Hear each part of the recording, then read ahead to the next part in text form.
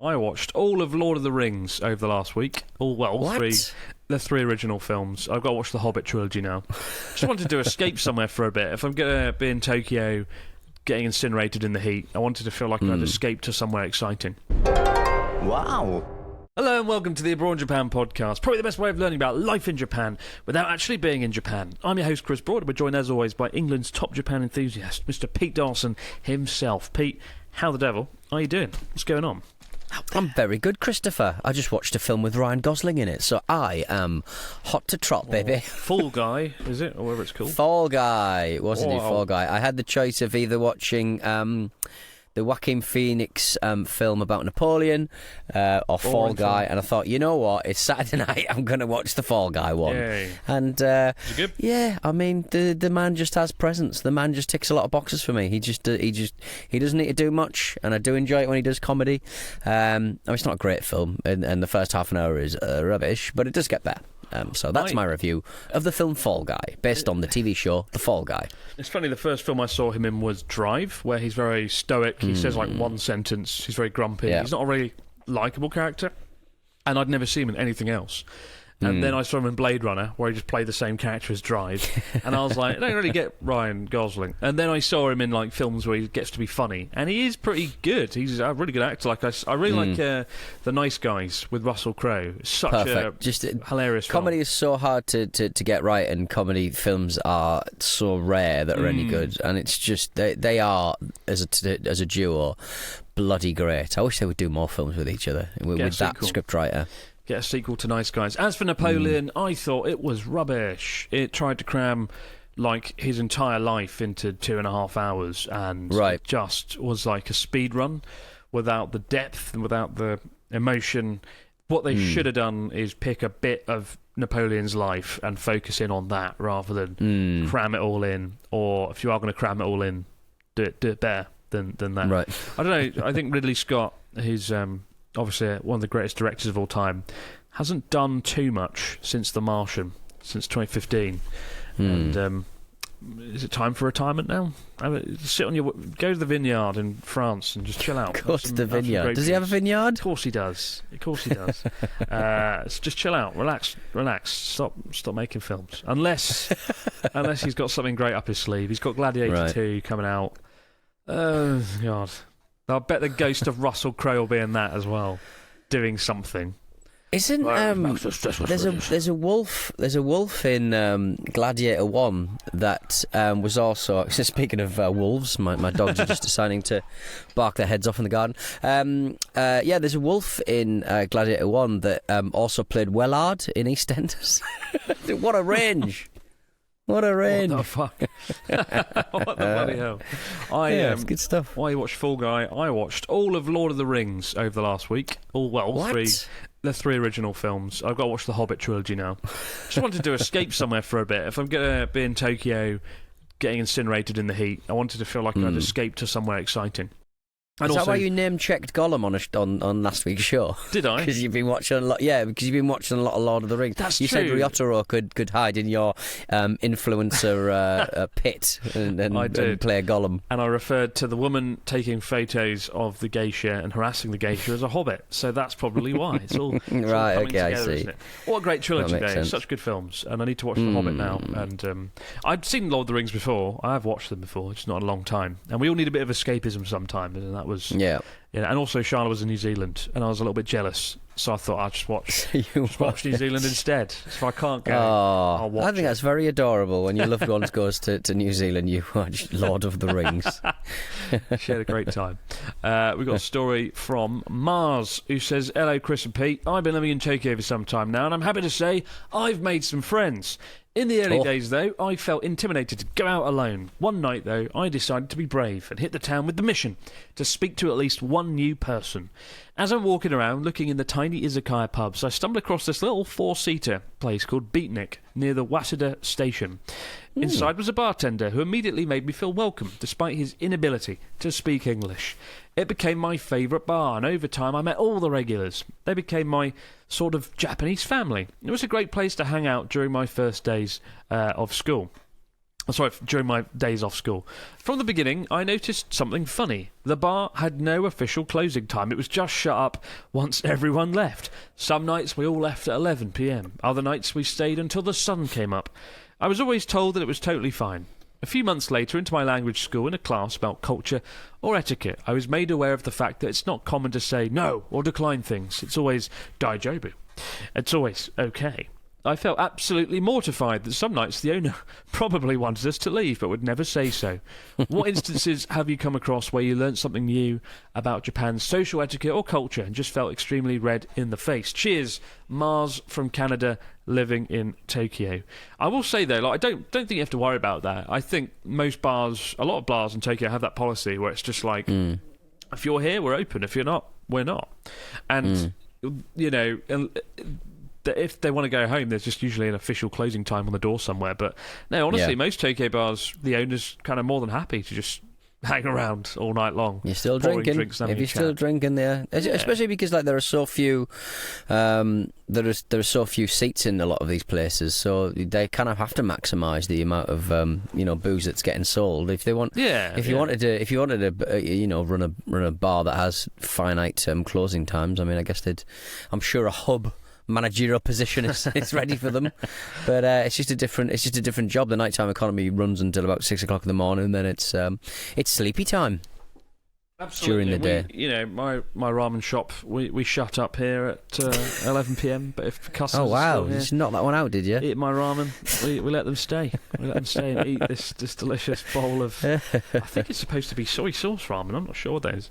I've suddenly got an urge to go up to Kitakata in Fukushima and give Natsuki some more spicy sauce. No, I love the bar culture. Not a euphemism. Oh God, I love the bar culture in Japan. It's one of the coolest things, and I do miss that about where I used to live up north in the town of Sakata.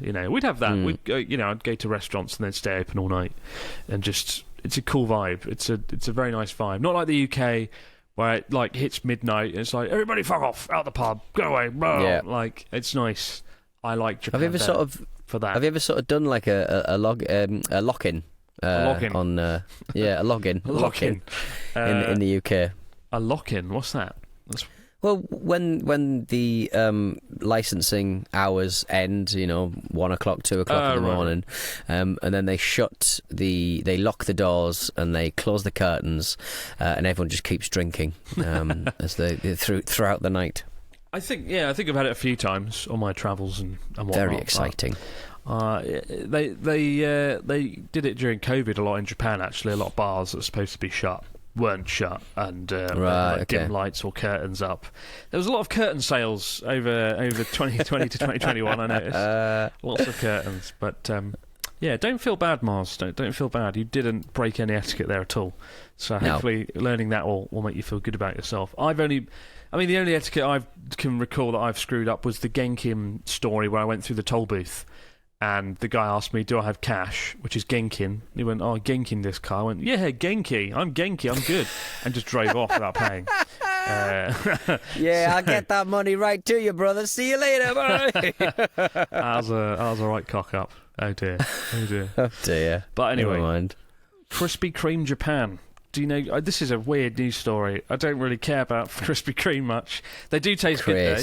But Krispy Kreme Japan has a donut filled with cheese. So maybe it's time I went to Krispy Kreme. Maybe it's time I invested the coins in my piggy bank in some wonderful dishes. What's going on in Japan with Krispy Kreme, Mr. Dawson? Well, it's literally got your name in it. You should be a big fan of. Chris should be really into your own cream, so to speak. Krispy Kreme. They've come up with a new product. They do this every now and again. I think I had was it a Ninja Turtle? I think a Mintero. I had a Mintero Krispy Kreme donut on a recent trip, and it was, if you're trying to drive a car at the same time, bloody messy. They've got some new products though, and they've started sort of getting different donuts that appeal to local tastes, and the Japanese have got some absolutely wild choices, as you can imagine. The Japanese, they're famous for absolutely loving cheese in every possible way, except they don't really. I think Krispy Kreme have just gone a bit mad. Lemon rare cheesecake, tiramisu cream and cheese tarts contain cream cheese, mascarpone and Gouda, respectively. When does a donut become a cheese sandwich? Because I think that cheese tart Gouda one very much approaches this sense. Apparently the new lineup is called Cheerful Cheese, and as the name suggests, cheese is the main ingredient. When does a donut become a cheese sandwich? It's God. Like the android's dream of electric sheep. When does a donut become a cheese Delicious sandwich? cheese, yeah, exactly.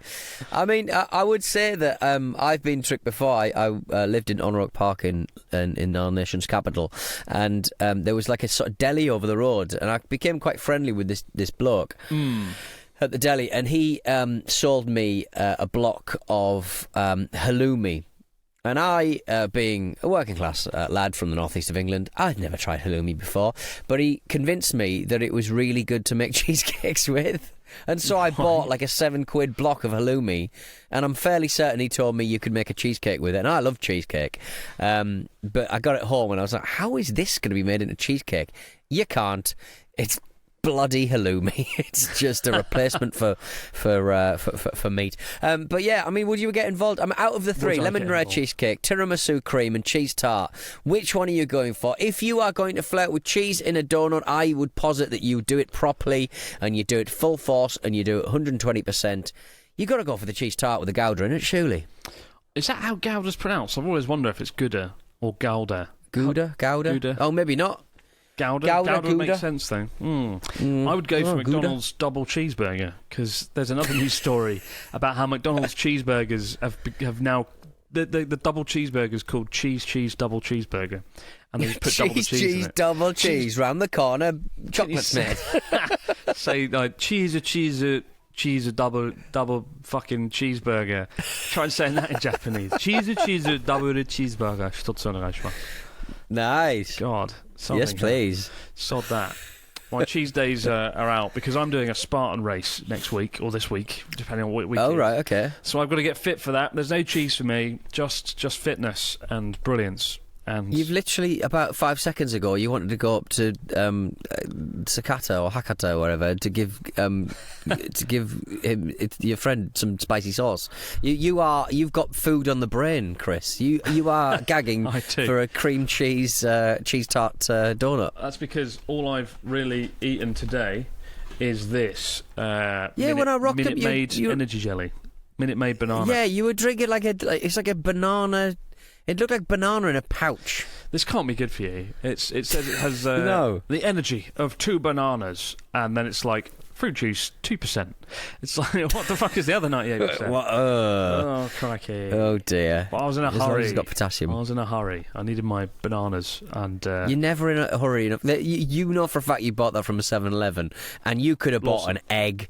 You could have bought well, yeah, you're in a Lawson, so all of the food is available for you. You could buy one of those big packets of like really healthy salad if you wanted, but no, the energy jelly, because you pretend that you're a Blade Runner 2048 robot that only has time to imbibe maximum gelatinous vitamins. I was in a hurry because I went to Lawson. I got the Minute Maid. Then I went out front and got a photo of Mount Fuji with Lawson in the in the foreground and the background. What's Tokyo like at the moment? Because obviously it is heading into A, the rainy season, B, the humid season, and C, the I've forgotten to bring an umbrella season, or no, and just it getting really, really hot. Because I mean, like, you are currently in a room where you've had to turn your aircon off, so you've got an absolute bead on. It's starting to get to the place where you're having to sort of go with linen clothes and and shorts and stuff like that. This is when it really kicks into gear, isn't it? I mean, yeah, I've as of last week, I deployed my shorts, and they will be on for the next 4 or 5 months. The middle of May is when shit gets real in Japan and becomes summer and gets disturbing. And today is the first disturbingly hot day we've had. I forget how much I don't like Tokyo in the summer. And what I'm worried about is when we do the podcast, I have to switch the air conditioning fan off so it doesn't come on the microphone. What the bloody hell am I going to do in August when I have to do that? When it's like 50 degrees in here? Am I going to be like melting onto the ground? I know. Tops off, Christopher. As I said before at the start of this recording, tops off, Christopher. Nobody deserves that. Nobody deserves that at all. But Donuts or not? Donuts or not? Cheese or not? We'll be back in just a moment, guys, with your stories, comments and questions over in the fax machine before I fully dehydrate. Wow. And we're back with the fax machine. What do we got from our listeners this week, Mr. Dawson? Alex has got in touch. Good day, Chris and Pete. Our family of four will be travelling to Tokyo, Osaka and Nara in September. I realise that our stay spans over 2 public holidays, Respect for the Aged Day on the 16th and Autumnal Equinox Day on 23rd of September. Have we made a travel a mistake? Does everything close on those days? Any advice on what to expect will be greatly appreciated, as this is our first major holiday as a family. Keep up the great work. The content you put out is some of the most interesting and entertaining around, Alex. So we've got Respect for the Aged Day on the 16th. That sounds like one of those things that gets put into Apple calendars that you look at and you go, I had no idea that. The Battle of the Boyne. Always one of those ones that stick in the old Apple calendar. Like, why have you put that in the? Why is that in the bloody calendar? We do not talk about the Battle of the Boyne. Tis true. And there's kind of like a mini Golden Week. I think they call it Silver Week. Yeah, in September. Right, nice. And it's like a conglomeration of holidays. And it was always a bit annoying because, like, in September when I was a teacher, everyone would go back to school, life would get back to normal. And then everybody goes on holiday again, and it's like, what the fuck? But it's fine. Like for like little holidays like that, I don't think it'll get in the way of your time in Japan. So don't worry about that. Don't worry. It's not a travel mistake. The biggest travel mistake is coming to Japan in summer and coming to Japan in Golden Week. Those are the 2 mistakes thou shalt not make. We got a question here from Tom, who says, "Hello, Chris and Pete. I'm delighted I'm finally able to go to Japan this summer." Oh dear, ignore what I just said, Tom. It'll be great in summer. And I'm going with some old friends. We're thinking of renting bikes on our trip to Kyoto in the Kansai region. My question is, what's the cycle like between Kyoto and Osaka? Is it easy or hard or pretty or boring? Would you recommend biking? We're going in August, so it'll be hot. All the best for the podcast, Tom from South London. Do not cycle between Kyoto and Osaka, especially in August. It's not going to be fun for anyone, least of all you, Tom. If you're going to cycle in August, go somewhere like the Shimanami Kaido with the islands and stuff, because they've got the sea air to try and cool you down. That didn't really bloody help me when I tried and did it in August the first time. But yeah, I wouldn't recommend really doing that, to be honest. It's not much fun cycling around big cities in Japan. Speaking from experience, back in April, my favourite thing is cycling around natural places like the Inland Sea, like Lake Biwa next to Kyoto. Like, that's quite nice. Where Pete and I cycled around and saw a windmill, weirdly. I forgot about that. Yeah, it was just like in the middle of nowhere. There was just this weird kind of set of windmills, and they weren't like functional windmills. They weren't doing anything. They weren't kicking a ball. They were just like promotional windmills. It's one of those, you know, that prefecture that spent all that money on a massive squid. It's that kind of vibe, really. We had a few extra grand left on the old on the public services fund, and we're just going to absolutely make a big old Dutch windmill. It was very odd, wasn't it? But yeah, go cycle there. Go and look at the windmill. But yeah, I don't think I can recommend cycling in Kyoto and Osaka, especially in summer. Don't do it, Tom. Don't do it. And we got one last question from Grover from Sydney, Australia, who says, "Hello, fellas. I'm heading to Japan at the end of the year and would like your recommendations on where to go for a short trip near Tokyo. What's a nice town or city to stay for a few days that's drivable from Tokyo? My wife and I will be in Tokyo from Christmas until New Year's Day. How easy is it to drive out of Tokyo at that time of year? Thanks for the help, Grover from Sydney." I'd recommend like Kawaguchi, the sort of town at the bottom of Mount Fuji that's been in the public eye recently for all the Lawson stories. But like Kawaguchi is a beautiful place. I've been there an awful lot. And you've got the view of the lake, you've got Mount Fuji with a bit of snow on. It's about a 2 or 3 hour drive from Tokyo, and that's probably gets my vote. Or Izu Peninsula. Izu Peninsula is quite nice. Where would you recommend, Pete? Kasamigawa Bay. What's that? In there? What the bloody hell's that? I'm just looking on the map. It's just a big bay near Tokyo. Go to a random bay.